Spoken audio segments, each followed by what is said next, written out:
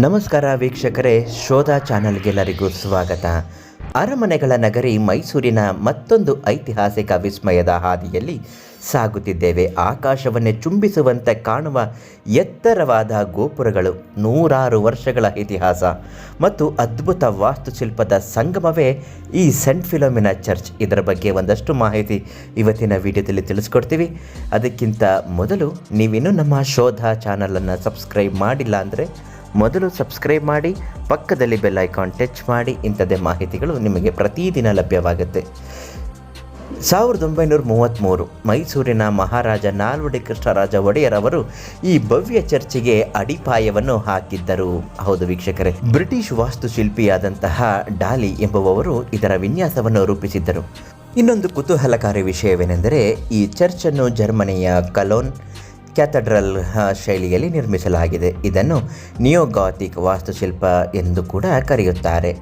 ಈ ಚರ್ಚ್ನ ಗೋಪುರಗಳು ಸುಮಾರು 175 ಅಡಿ ಎತ್ತರವಿದ್ದು, ತುಂಬ ದೂರದಿಂದಲೇ, ಮೈಲಿಗಟ್ಟಲೆ ದೂರದಿಂದಲೇ ಕೂಡ ಇದು ಕಣ್ಣಿಗೆ ಕಾಣಿಸುತ್ತದೆ.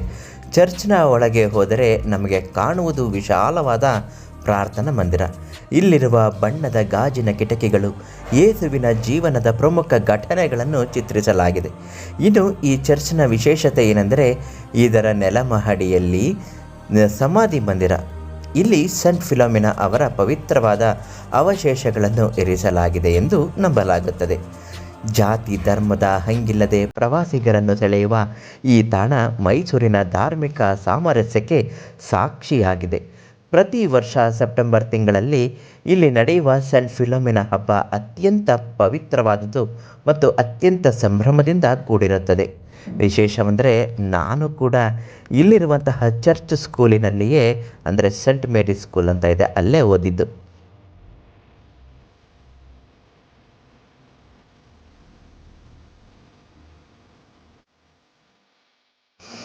ನೀವು ಮೈಸೂರಿಗೆ ಭೇಟಿ ನೀಡಿದಾಗ ಈ ಐತಿಹಾಸಿಕ ಚರ್ಚನ್ನು ನೋಡಲು ಮರೆಯಬೇಡಿ. ಇವತ್ತಿನ ಈ ಮಾಹಿತಿ ನಿಮಗೆ ಇಷ್ಟವಾಗಿದ್ದರೆ ನಮ್ಮ ಶೋಧ ಚಾನಲನ್ನು ಲೈಕ್ ಮಾಡಿ ಮತ್ತು ಸಬ್ಸ್ಕ್ರೈಬ್ ಮಾಡಿ.